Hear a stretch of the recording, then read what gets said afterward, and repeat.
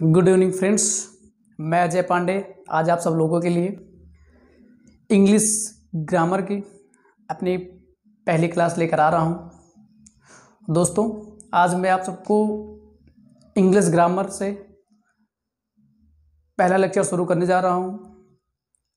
आज मैं आपको बताऊंगा कि पार्ट ऑफ स्पीच कितने होते हैं, यानी संपूर्ण इंग्लिश ग्रामर जो है आपको बताऊंगा। आज मैं शुरू करूंगा कि पार्ट ऑफ स्पीच क्या है। पहले हम पार्ट ऑफ स्पीच से क्लास शुरू करेंगे। दोस्तों, पार्ट ऑफ स्पीच के कितने पार्ट होते हैं इसको बताऊंगा। इनका हमारे व्याकरण में महत्व क्या है, स्टेप बाय स्टेप दोस्तों आपको पढ़ाऊंगा। फिर नाउन पढ़ाऊंगा, प्रोनाउन, वर्ब, एडवर्ब, एडजेक्टिव, जितने भी आपके टॉपिक हैं सबको आपको पढ़ाऊंगा। और दोस्तों चलिए ये चर्चा करते हैं ज़्यादा समय न लेते हुए। दोस्तों, इंग्लिश ग्रामर हमें जो पहला टॉपिक पढ़ना है, जो कह सकते हैं हमारी पहली क्लास है या जो पहला चैप्टर है, जो लेसन है, वो हमारा है parts of speech. Parts of speech. दोस्तों, पार्ट्स ऑफ स्पीच हमारे जो टॉपिक है इसमें 8 हैं। नाउन है, प्रोनाउन है, दोस्तों एडजेक्टिव है, वर्ब है, एडवर्ब है, और दोस्तों हमारा कंजक्शन है।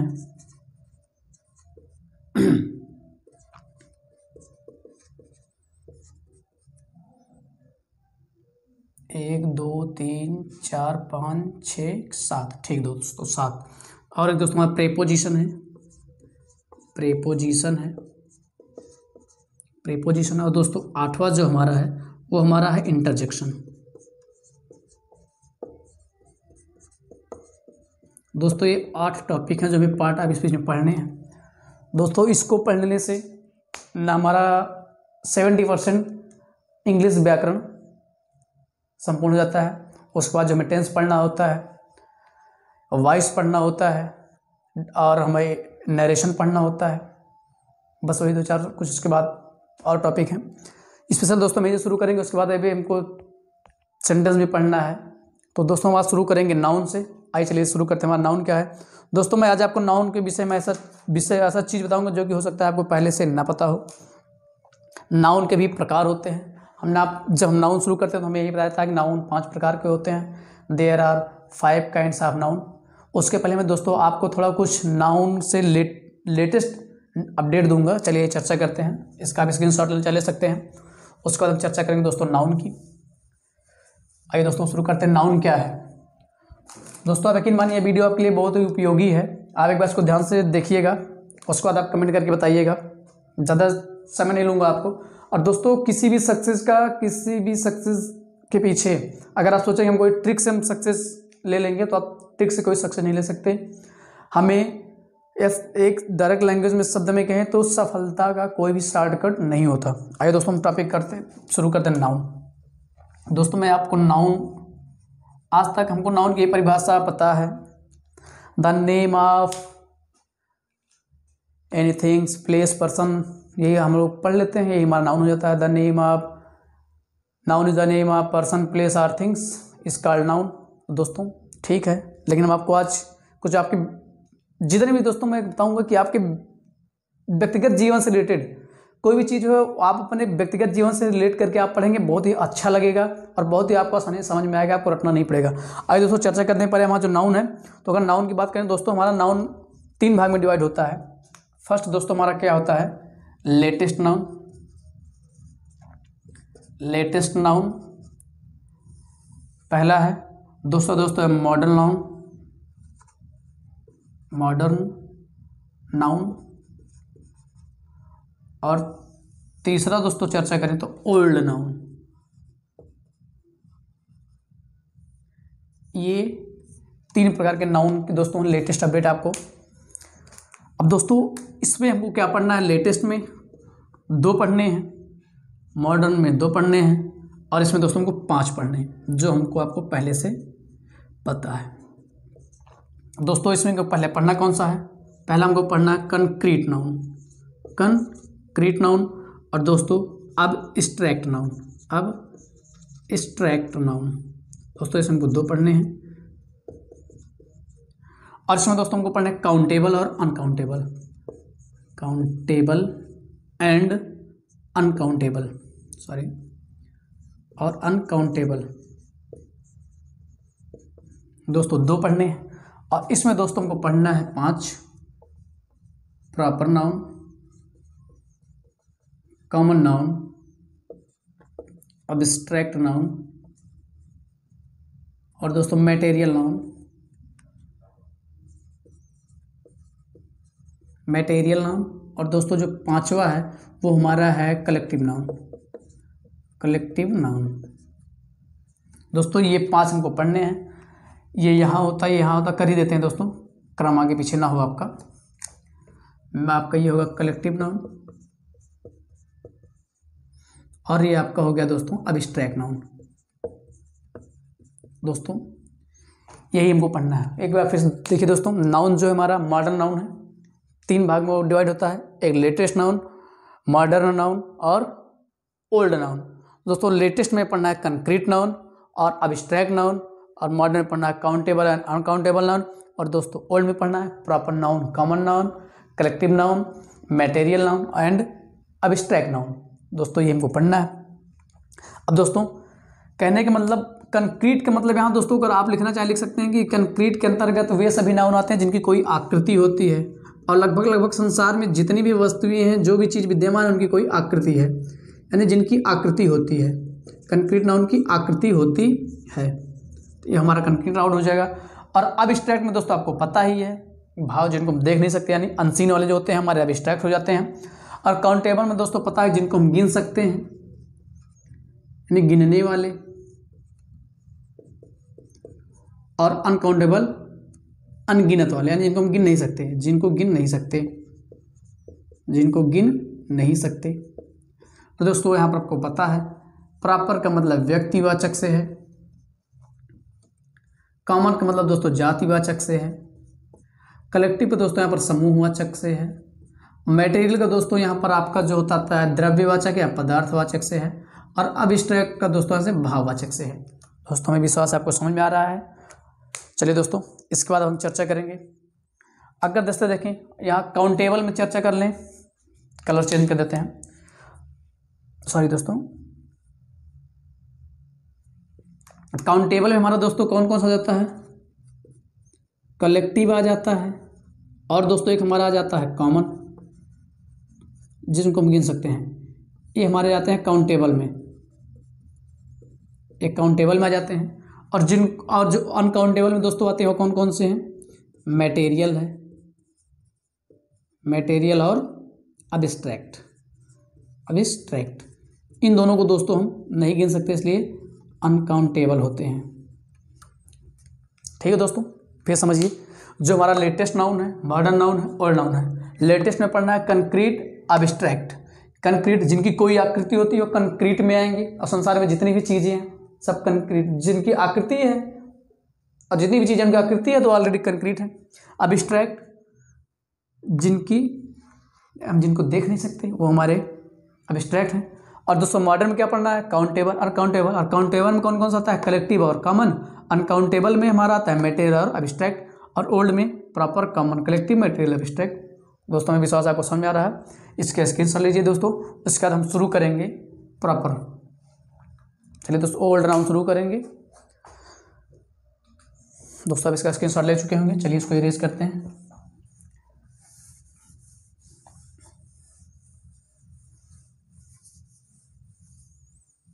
दोस्तों अब यहाँ पर हम डिफिनेशन की अगर बात करें नाउन की, दोस्तों हमारा टॉपिक क्या है इसका, नाउन है। और अगर हम नाउन का मतलब दोस्तों हिंदी में संज्ञा होता है। और दोस्तों अगर हम बात करें इसकी डेफिनेशन की,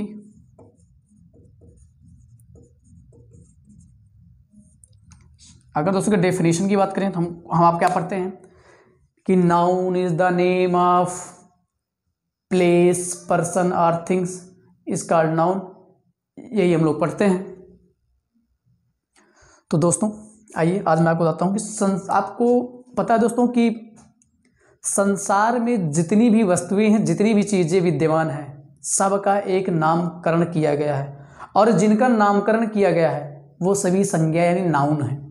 दोस्तों फिर सुनिए, संसार में विद्यमान सभी चीजें जिनका नामकरण किया गया है, और सबका नामकरण किया गया है, और जिनका नामकरण किया गया वो सभी संज्ञा यानी नाउन है। जिस मार्कर से लिख रहे हैं दोस्तों, इसका नाम है मार्कर, नाउन है। व्हाइट बोर्ड नाउन है, ये माइक नाउन है, ये क्लोथ्स नाउन है, ये कैमरा नाउन है, स्टैंड नाउन है, फैन नाउन है, जितने भी चीज़ें हैं, बल्ब नाउन है, डोर नाउन है। सब दोस्तों कहने का मतलब जितनी भी चीज़ें हैं संसार की सब नाउन है। तो आइए दोस्तों की परिभाषा लिख सकते हैं। डेफिनेशन क्या है? Any things that can be seen, any things that can be seen, touched, TOUCH, touched, or, sorry दोस्तों ऑफ लिख दिया है, or felt, FELT, felt is called noun.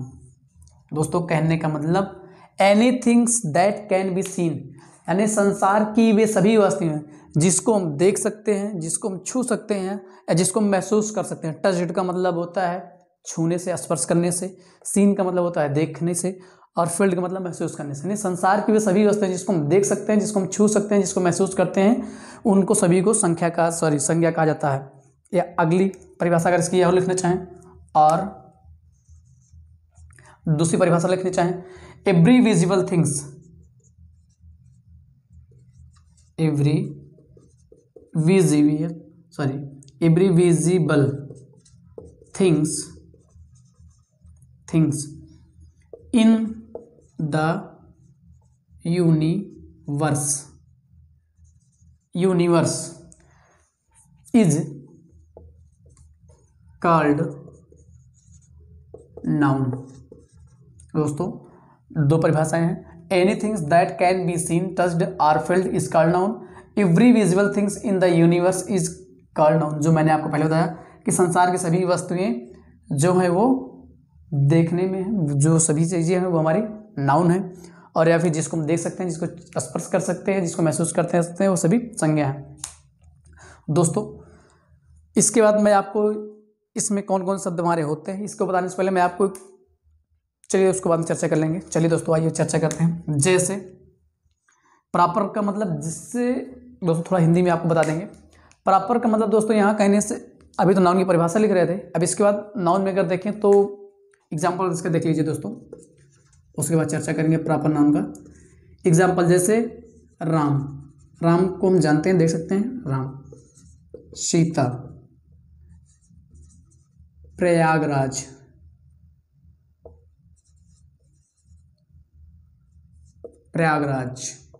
Kanpur, ETC। कहने मतलब दोस्तों जितनी भी चीजें हैं ये सब आपके क्या हैं, हिमालय, जितनी भी चीजें हैं सभी नाउन हैं। अब दोस्तों अगर यहाँ पर बात करें प्रॉपर नाउन की, चलिए चर्चा करते हैं प्रॉपर नाउन की। आप इसका स्क्रीनशॉट लेना ले सकते हैं दोस्तों।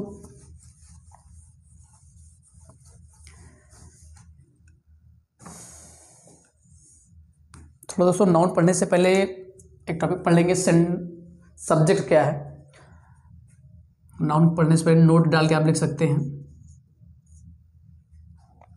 नाउन का प्रयोग,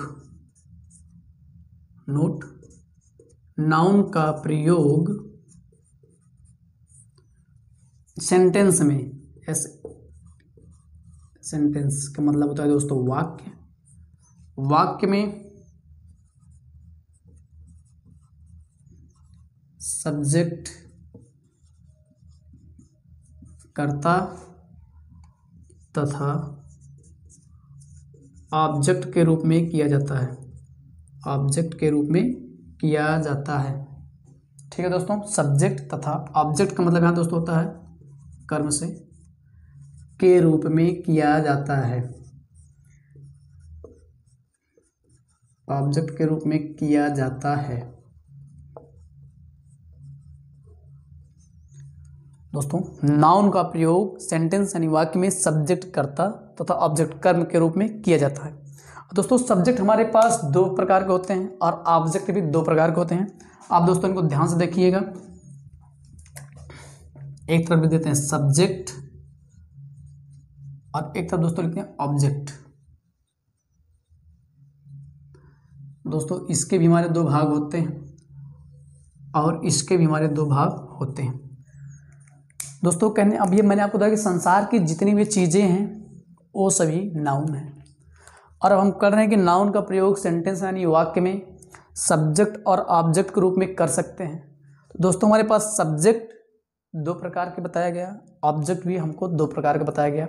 आइए देखते हैं दो प्रकार, यानी हम इंसान हैं, जीवित हैं, हम भी सब्जेक्ट हैं। ये चेयर है, ये कैमरा है, ये वाइट बोर्ड है, ये भी सब्जेक्ट है लेकिन ये निर्जीव है। तो दोस्तों यही हमको समझना है कि हमारे पास सब्जेक्ट दो तरह के हैं, एक तो है लिविंग और एक नॉन लिविंग। आइए देखते हैं कौन कौन से हैं।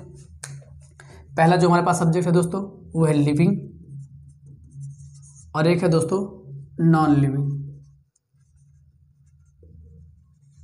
यानी दोस्तों कहें तो सजीव सब्जेक्ट और दूसरा निर्जीव सब्जेक्ट। जैसे दोस्तों जिसके अंदर जीव है वो सजीव, जिसके अंदर जीव नहीं यानी प्राण नहीं है वो निर्जीव। ठीक है दोस्तों। और दोस्तों अगर ऑब्जेक्ट की बात करें तो ऑब्जेक्ट भी दो है, एक डायरेक्ट और एक इनडायरेक्ट। एक दोस्तों हमारे पास ऑब्जेक्ट है डायरेक्ट और दूसरा दोस्तों है इनडायरेक्ट, इनडायरेक्ट ऑब्जेक्ट। दोस्तों जो हमारा डायरेक्ट ऑब्जेक्ट है इसमें आपका आ जाता है नॉन लिविंग, नॉन लिविंग, और इनडायरेक्ट दोस्तों आ जाता है लिविंग ऑब्जेक्ट। ठीक है दोस्तों फिर समझिएगा, जो हमारा सब्जेक्ट है दो होता है, एक सजीव एक निर्जीव। सजीव को बोला जाता है लिविंग और निर्जीव को बोला जाता है नॉन लिविंग। क्यों? क्योंकि हम इंसान हैं, हम भी नाउन हैं, हम भी नाउन हैं। और जो निर्जीव चीज़ें हैं, पहाड़ है और ये यहाँ पर टेबल रखा है, चेयर रखी है, कैमरा है, दरवाज़ा है, फैन है, ये मार्कर है, ये सभी निर्जीव हैं। ये भी ये भी हमारा एक प्रकार का सब्जेक्ट है यानी नाउन है। तो ये निर्जीव है, इसलिए सब्जेक्ट हमारे दो प्रकार के होते हैं, एक लिविंग और दूसरा नॉन लिविंग। ऑब्जेक्ट दो होते हैं, एक डायरेक्ट और एक दूसरा इनडायरेक्ट। डायरेक्ट में नॉन लिविंग वाले आते हैं जो निर्जीव होते हैं, इनडायरेक्ट में लिविंग आते हैं जो हमारे सजीव होते हैं। दोस्तों इनको पहचानने का ट्रिक कैसे है? जब हम सेंटेंस यानी वर्ब में हु से प्रश्न करेंगे, किससे? हु से। इसका ट्रिक पहचानने क्या है? पहचानने का तरीका, पहचानने का तरीका दोस्तों क्या है? जब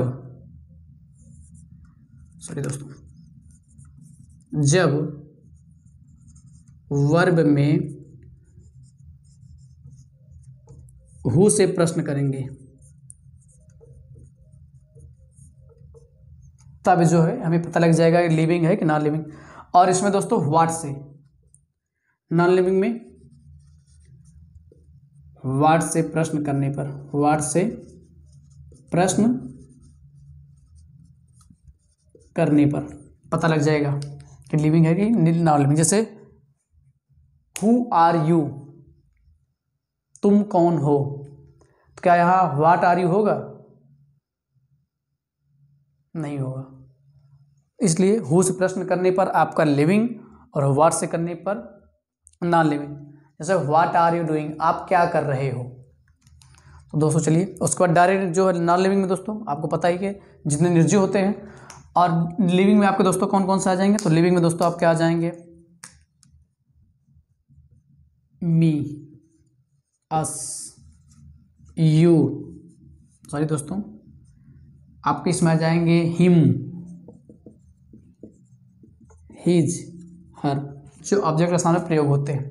ये दोस्तों हमें विश्वास आपको समझ में आया। इसका स्क्रीनशॉट ले लीजिए दोस्तों। इसके बाद दोस्तों ऑब्जेक्ट से थोड़ा प्रश्न और बनता है, उसको देख लेते हैं हमारे एग्जाम की दृष्टि से, उसके बाद आगे चर्चा करेंगे। चलिए दोस्तों अब स्क्रीनशॉट ले चुके होंगे।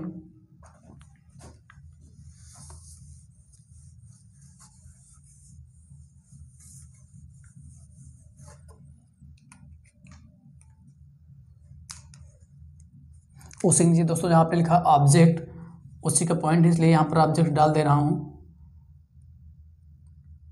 ऑब्जेक्ट दोस्तों उसी तरह लिख देता हूँ, सही रहेगा। ऑब्जेक्ट से आपका जो प्रश्न बनता है इसको ध्यान से देखिएगा। हमने आपको बताया ऑब्जेक्ट दो प्रकार का होता है, एक आपका होता है डायरेक्ट और एक आपका होता है दोस्तों इनडायरेक्ट। इनडायरेक्ट दोस्तों अब यहाँ आपको पता क्या करना है कि सेंटेंस में पहले इनडायरेक्ट ऑब्जेक्ट आता है। दोस्तों आप यहाँ लिख सकते हैं किसी भी सेंटेंस में, इसके नीचे किसी भी सेंटेंस में इनडायरेक्ट ऑब्जेक्ट पहले आता है। ठीक है दोस्तों, और उसके बाद में, यानी अब यहां पर लिख सकते हैं किसी भी सेंटेंस में, किसी भी सेंटेंस में डायरेक्ट ऑब्जेक्ट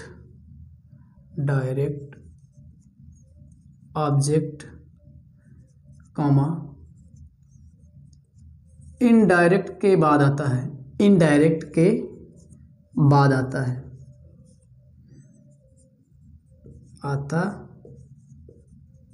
कहने का मतलब दोस्तों पहले किसी भी सेंटेंस में आपका ये आएगा इनडायरेक्ट, उसके बाद आपका आएगा डायरेक्ट।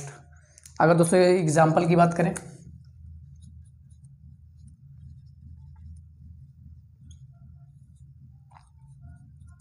दोस्तों अगर एग्जाम्पल की बात करें, जैसे Sita gave me a pen, Sita gave me a pen.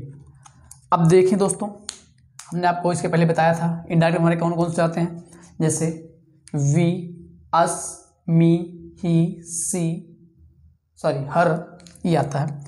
तो दोस्तों यहाँ पर आप देखें पहले मी का, इनडायरेक्ट का मी आया है, बाद में जो है आपका डायरेक्ट का पेन आया। क्यों? क्योंकि पेन दोस्तों क्या होता है, पेन हमारा निर्जीव होता है, नॉन लिविंग होता है, इसलिए डायरेक्ट ऑब्जेक्ट बाद में आया है और इनडायरेक्ट ऑब्जेक्ट पहले आया है।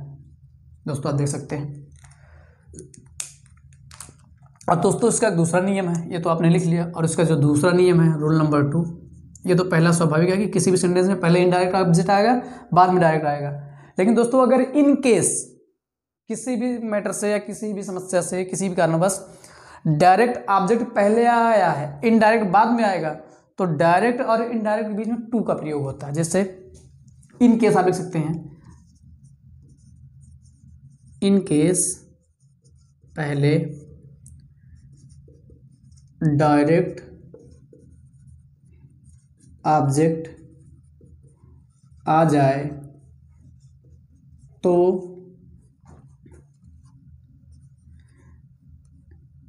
डायरेक्ट और इनडायरेक्ट के बीच में टू को जोड़ा जाता है। अगर दोस्तों आप टू को नहीं जोड़ेंगे तो आपका सेंटेंस गलत हो जाएगा। जोड़ा जाता है, अगर दोस्तों आप नहीं जोड़ेंगे तो आपका सेंटेंस गलत हो जाएगा। अब दोस्तों अगर इसके एग्जाम्पल की बात करें,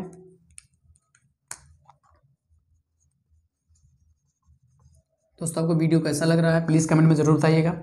अगर इसके एग्जाम्पल की बात करें दोस्तों, तो आप देखिए इसका एग्जाम्पल, जैसे यही सेम लेता हूँ या सीता के लिए लेता हूँ, Sita gave a pen to me. देखिए दोस्तों सेंटेंस वही है, Sita gave me a pen, Sita ने मुझे एक पेन दिया, सीता ने मुझे एक पेन दिया। लेकिन देखिए दोस्तों यहाँ पर इन केस डायरेक्ट ऑब्जेक्ट पहले आ गया है।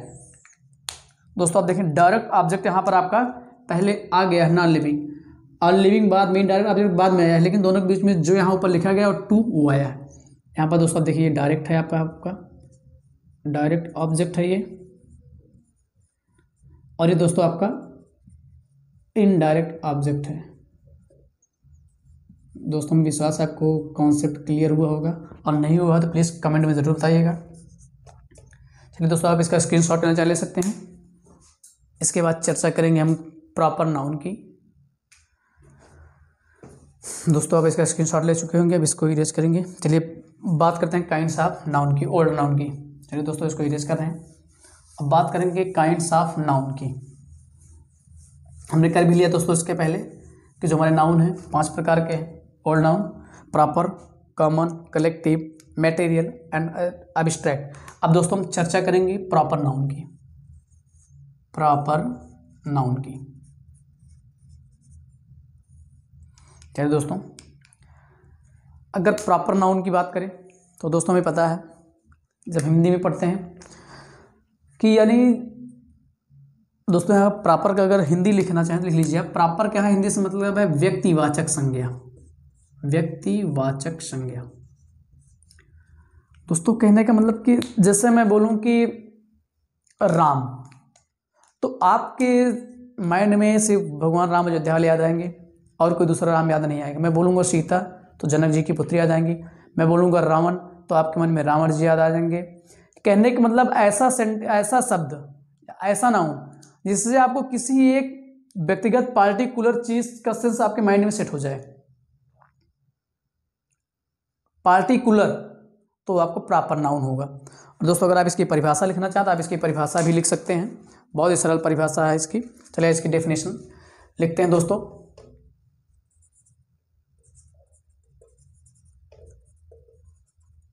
अगर इसकी डेफिनेशन की दोस्तों बात करें, इंडिविजुअल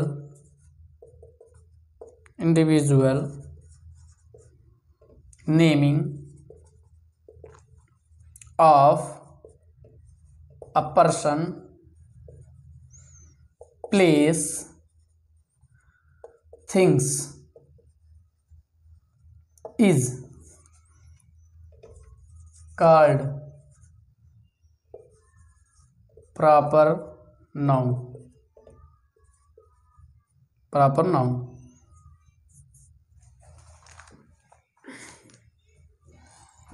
ठीक है दोस्तों, सॉरी ये लिख सकते हैं, it is a fixed name. It is a fixed name. दोस्तों आप देखें, individual naming of a person, place, things is called proper noun. कहने का मतलब जैसे आपको किसी एक विशेष व्यक्ति का, विशेष चीज का जब मैं नाम लूं तो आपके सामने सिर्फ वही स्ट्रक्चर बने, किसी अदर का ना बने। जैसे दोस्तों मैं बात करूं आपसे अभी, आइए एग्जाम्पल की बात करते हैं, आपको आसानी समझ में आ जाएगा। दोस्तों एग्जाम्पल की बात करें, जैसे मैं लिखूं भी राम, तो राम आपका एक व्यक्तिवाचक संज्ञा है। सीता, श्याम। कहने का मतलब दोस्तों जितने भी व्यक्ति के, स्त्री के नाम होंगे ये आपके हमेशा प्रॉपर होंगे जब तक कि वो प्लूरल नहीं बन जाते।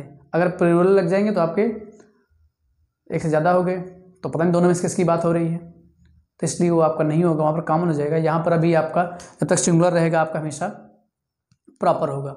उसके बाद दोस्तों देखते हैं, जैसे मैं आपसे कहूँ कि सिटी की बात करूँगा, एक शब्द है सिटी, तो सिटी शब्द आपका दोस्तों आपका आ जाएगा किसमें, कॉमन में। सिटी तो कई सारी हैं, प्रयागराज भी सिटी है, कानपुर भी सिटी है, और आपका जितने भी हैं भारत भी सिटी, सॉरी आपके जितने भी कहने मतलब एरिया लोकल के हो सारे आपके सिटी हो जाते हैं। चाहे आप प्रयागराज ले लीजिए, कानपुर ले लीजिए, आगरा ले लीजिए, आप कोई भी ले लेंगे, ये सभी क्या हो जाते हैं, एक प्रकार की सिटी हो जाती है। लेकिन मैं स्पेशल बात करूँ आपका प्रयागराज, मैं बात करूँ प्रयागराज, मैं बोला आप, मैंने आपसे कहा प्रयागराज, तो आपके मन में सिर्फ एक शब्द आएगा, मतलब एक ध्यान आएगा, कौन सा प्रयागराज, वही संगम वाला इलाहाबाद वाला प्रयागराज, और कोई दूसरा नहीं याद आएगा, प्रयागराज। ठीक है दोस्तों, जैसे कानपुर आपके सामने आ गया कानपुर। और जैसे मैंने कहा रिलीजियस बुक, जो आपके हैं रिलीजियस धार्मिक बुक जो है, किताबें क्या हैं। अगर स्पेशल यहाँ बुक्स की बात की जाए तो बुक्स तो बहुत सारी हैं, पता नहीं किसकी बात हो रही है, पढ़ने वाली या किसी धर्म वाली या किसी और चीज़ वाली, कई सारी बुक हो जाती हैं। लेकिन मैं भी बात करूँ स्पेशल रामायण।